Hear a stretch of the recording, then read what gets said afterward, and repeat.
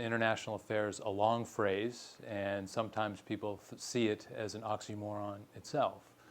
But let me just break it down into the two components and say a little bit about ethics, and then a little bit about international affairs and how we link the two together.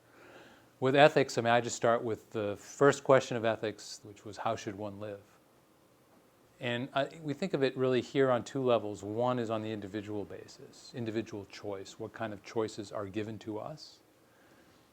And then how do we make these decisions? But we also, we live in structures, in institutions, in organizations, and we also need to look at how those arrangements are made. What are the rules that we live by? In other words, we can look at actors and look at the decisions that actors make. But then we also have to consider the context in which those actors are acting. In other words, the rules that they're playing by. So when we look at the structural side, obviously we look at states and we look at the relations between states. But looking at the second half of our equation, international affairs, in the age of globalization, it's not just the relation among states. Yeah.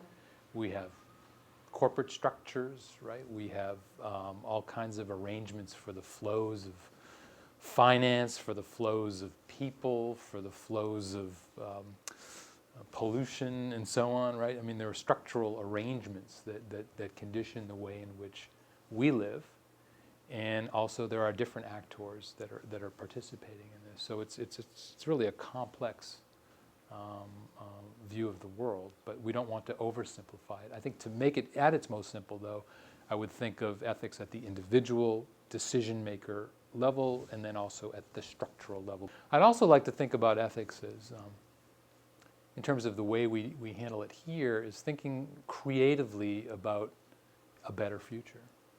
Andrew Carnegie set up his philanthropy specifically for that purpose, which was, can we imagine better ways of living?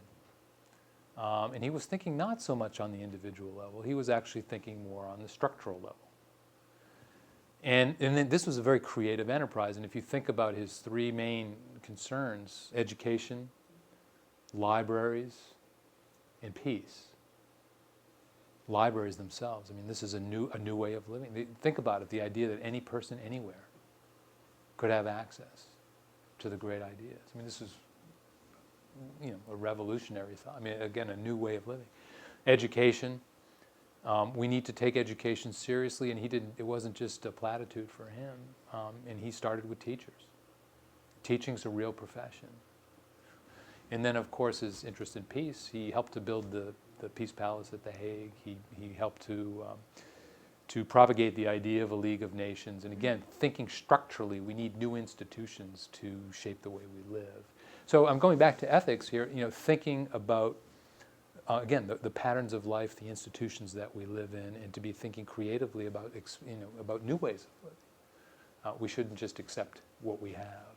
So ethics in that sense is active and proactive, and it's about imagining a better future.